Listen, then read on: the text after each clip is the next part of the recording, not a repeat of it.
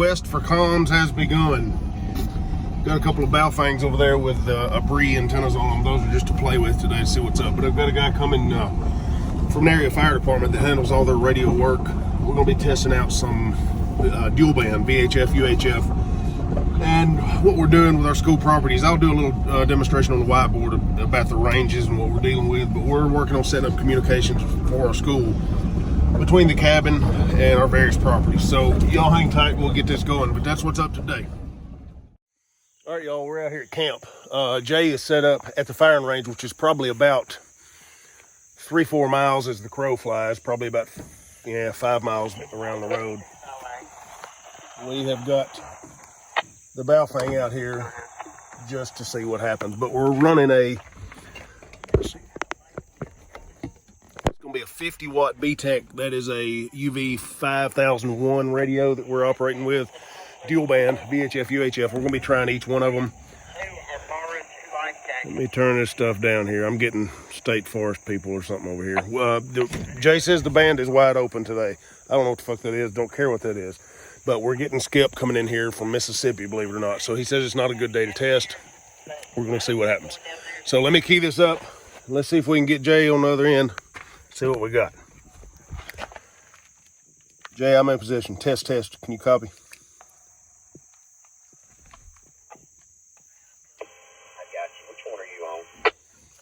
We're on the VHF side now. You may switch over. Yeah, go ahead and swap.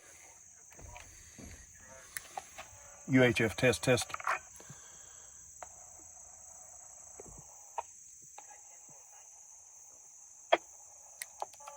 Jay, do you copy? Yep, I got you. All right, 10-4, I'm gonna move positions. Give me about 10-15 minutes and I'll call you back. All right, so these radios are licensed to the fire department that Jay's with. So everything, I mean, we're legal to be on them, obviously. There are a couple of different options for what we're doing. I'm hoping that UHF will work, and we're going to use GMRS. One license for me covers my whole family. We can use that at all the properties without having to worry about all this other stuff. Ham does us no good to be ham operators. Everybody that puts their hands on a radio out here would have to be a damn ham license holder. It's stupid. We don't need it. So we get a lot of these ham guys, not all of them, just some of them like to impress you with their intelligence and their smartness about all that shit. We don't give a fuck about that. We need to be able to talk from that cabin to this camp, to that firing range, and all of the state forest area that we operate on. So that's our goal with this. MERS probably won't work because of the power limitations. GMRS is our go-to, and we hope that works. If that doesn't work, we're going to bump it up. We're going to run VHF, which is better in the trees and the foliage that we've got out here. We're going to run VHF and probably get our own license through the FCC. It's going to cost me more money to do that, but we can bump the power. So we're testing UHF and VHF today, and we'll see what we got. So stay tuned. I'm going to move further away. I'm going to go out and stretch it out there about 10-12 miles this time. Hang tight. We'll be back. All right, now we're at stop number 2. We are in the state forest over here, 14,000 acres that we operate on in conjunction with our school.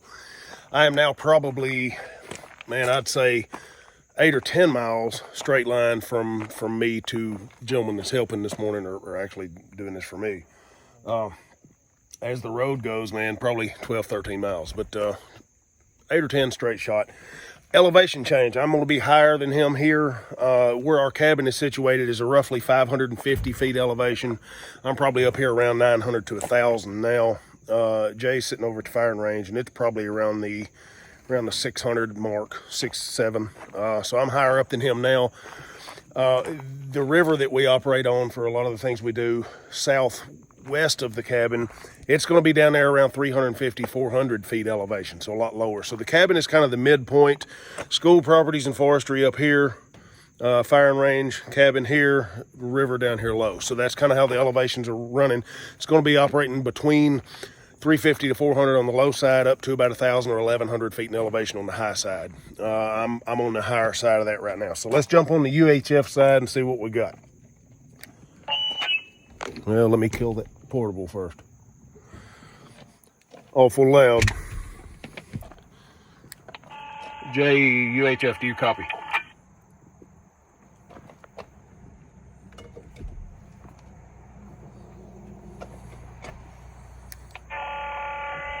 Do you copy? UHF. Not a good sign.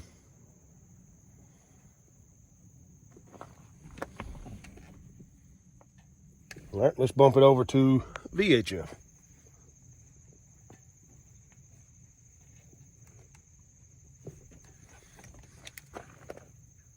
Radio check, Jay on VHF.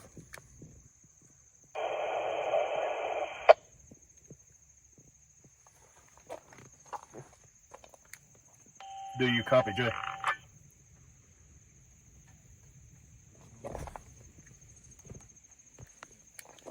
Radio check, VHF, Jay.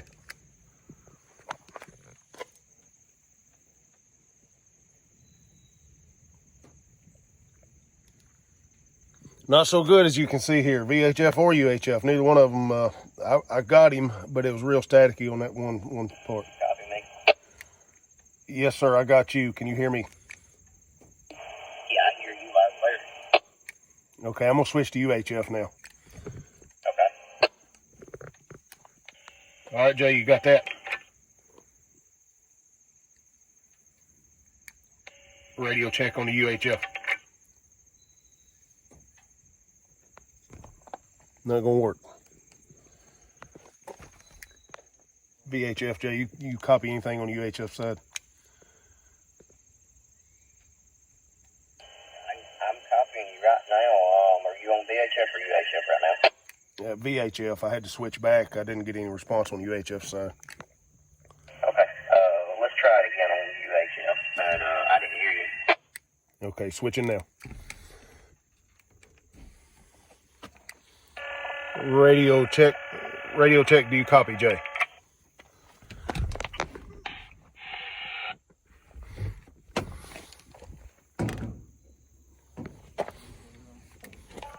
Radio test. Do you copy UHF? You on UHF?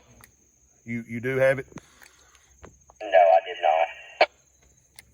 10-4. Okay, I'm gonna move and give me about 10-15. I'll check back. 10-4.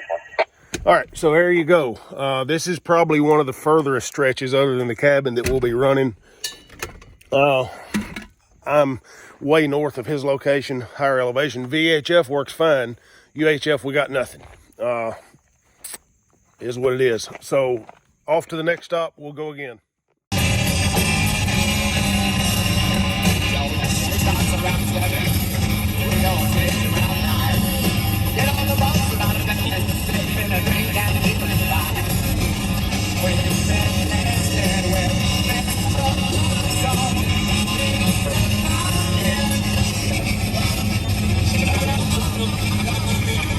All right, y'all, stop number 3. We are at the cabin.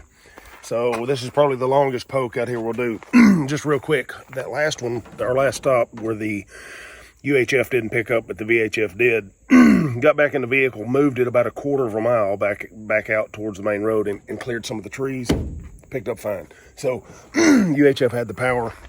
Just the tree cover right there where I was parked was not doing good. So let's see if we can get Jay on the UHF from the cabin here all the way over to our firing range.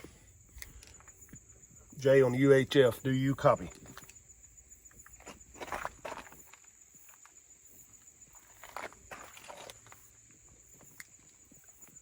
Jay, do you copy? Radio check, UHF.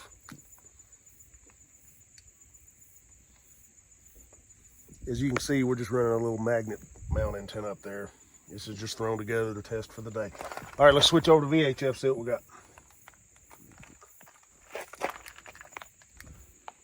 Jay, do you copy on the VHF side?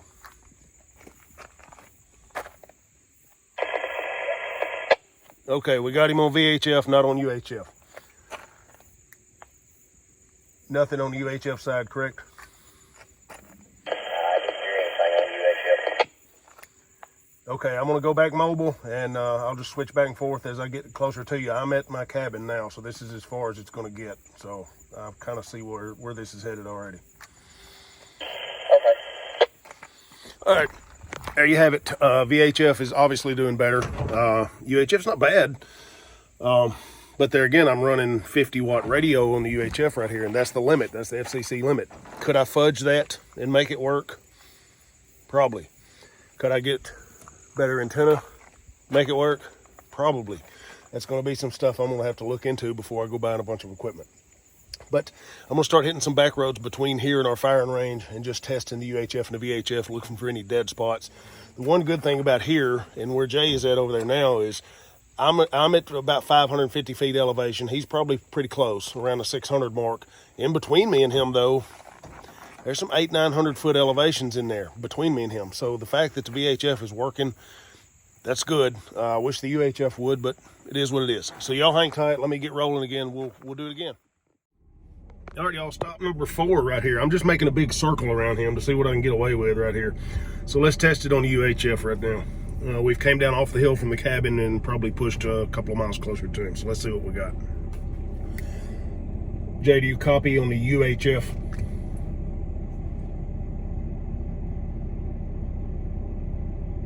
Nothing.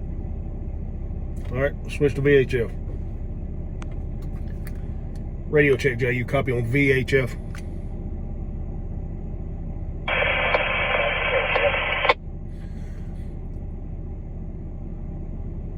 All right, there you have it, folks. VHF for the win once again. Stand by. We'll do it one more time. All right, y'all. This is going to be the last stop. We are, I don't know if you guys can see this, we're on the back roads fixing to head back towards the firing range right here, but I'm going to give it one more check on both bands to see what we got. Jay, do you copy on UHF?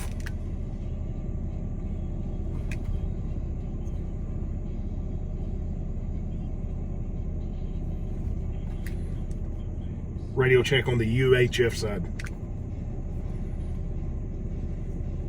Nothing. It's got to be the foliage in here. It's awful thick, dude. Let me back this truck up. I made that mistake once already in this video, right? Jay, do you copy on the UHF? Nope, nothing. All right, let's try the VHF. Radio check on the VHF, Jay.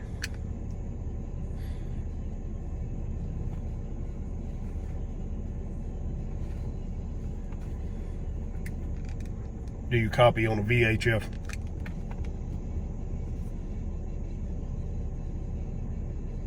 All right, got to be the foliage in here. It's thicker than shit. So let me move about a half mile. All right, I probably didn't go a quarter of a mile, y'all, and I've got open air right here. So let's see what we got. Jay, do you copy on the UHF side? Loud and clear now. Yep, there we go. VHF good.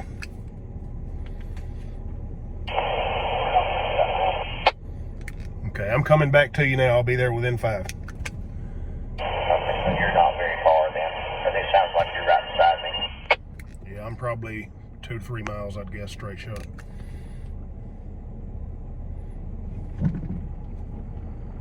All right, there you have it. VHF for the win. Let me go deal with Jay, talk to him, and have some discussions with an expert.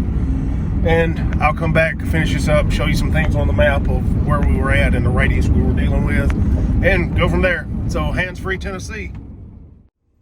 All right, y'all, here's a good visual representation of what we're dealing with out here. I'm kind of up higher up, almost back to Jay now. As you can see, it's kind of a big bowl right there. We got higher elevations this way, higher elevations back towards the cabin, and the camp, school camps over in that direction. So that's kind of what we're dealing with. All right, y'all, let's talk about this. We're back at the cabin, so let's break out this map right here. This is the area we're trying to cover. Here is our firing range here, our camp property here. Of course, we border state forest of 14,000 acres worth. It also stretches over into this neighboring county. Our cabin, I didn't mark it on here, but the cabin is probably in this general area right there. So, here's the river, a rough estimate. This is in a neighboring county. I don't have that county map handy, but that's the radius we're trying to cover. Now, this river is not going to be an issue from here, obviously, because of the lower elevation. This is a lot lower than we are here. As we go this direction, we start to climb in elevation, and that's the problem that's causing us the issues with the UHF. VHF is going to work better, but that's kind of what we're dealing with right here. So we probably from here to here, you know, I would probably say a 12-mile circle radius. So that's kind of what we're dealing with here. So I'm going to stick a picture up here for you guys to look at. This is actually a screenshot of the phone with this same circle represented to kind of give you an idea of the general size of the area. So here, check it out, and then we'll talk about it. All right, y'all. I think what we're going to do, after talking to Jay and wrapping this up, I went and probed the outer limits of that circle, that radius you're looking at. Could have went lots further at times, and sometimes I had real fuzzy reception on either band. But we're dealing with a quick magnetic mount antenna and a 50-watt radio. So what's going to happen is I think what I'm going to do is I'm going to run dual band radios. That way we can cover MURS, GMRS, FRS, and VHF frequency. So what I'm going to do is we can use the GMRS stuff up close. Everybody doesn't have to have a license for that. FRS for sure, but anybody that's my family member, GMRS stations off of my license only. I am also going to get and apply for my own VHF frequency, just like a fire department would, or a search and rescue team, or a law enforcement agency. I'm going to apply with the FCC to get my own VHF channel. I will have that lower in the as low as I can get it in the frequency to help with reception, obviously. But that's about a $250 fee, and it's good for 10 years, and you can renew it for less than that every 10 years. You can do commercial, can do it like my LLC can do it, or I can do it individually. Beauty of that is I can scramble it. I can encrypt it where nobody. Sorry. On the trunk, or I'm sorry, on the hood of a truck. That's how it be sometimes. But I can encrypt that dude, scramble it where nobody else can get it except me and my people that are using it. Nobody can understand what we're saying. So we're going to run dual band radios. We're going to run the FCC limits on the 50 watt on the GMRS. We're going to bump it up to 75 or 100 watt for the VHF. Much better antennas on the mobiles and on the ATVs. Here at the cabin where it was the furthest shot, I'm operating off a magnetic antenna. Obviously, we're going to have a base station here, and you're talking a 50 to 60 foot pole out here with an antenna on it. So that's going to solve a lot of those problems. We're going to be running 25 to 50 more watts than we were today on the VHF, and much better antennas that are permanently affixed to these vehicles and the ATV. So all of our handheld radios will be programmed the same as the mobiles. So if you tell somebody go to channel 12 or whatever the case may be, it's going to be the same across the board on all radios. Whether it's a search and rescue team or a student that's running FRS radios, and we're talking back and forth from team to team or whatever the case may be, that's what's going to work best for us out here. FRS, GMRS when we're tied in close, working in the woods together, relaying from mobiles to teams in the field or students in the field. And then VHF to reach from, say, the firing range or the camp to the cabin. Down here on the river, much lower elevation, we won't have any problem with UHF, probably no further than it is, straight shot. So that's what we're doing. I'll try to keep some videos going as we go through this process. But dual band radios, 50 watt GMRS, FRS, MURS frequencies, and then we're going to get our own VHF. So that's kind of where we're leaning. We'll see how it goes. But learned a lot today. I want to thank Jay Poindexter for coming out from the fire department, helped me out with this stuff. We spent hour and a half, me just probing the perimeter. So VHF is where it's at for distance in this part of the country, just because of the foliage. There were times I could move the truck 15, 20 feet and get away from trees, and UHF worked, but it's just going to be sketchy. So we're going to stick with VHF for the longer distance, and the UHF stuff, the GMRS for up close. But that's where we're at. We're going to be independent, no repeaters, all self-contained. We don't want to be relying on a power supply from somewhere for a repeater or whatever. We want to be able to operate these things off car batteries and inverters if we need to. Portability, self-containment. That's what it's all about. So whether it's emergency communications here in our area, insert your favorite scenario here. We're just going to establish these communications for school use primarily. So that's it, guys. Stay tuned. We'll try to get some more info as we go.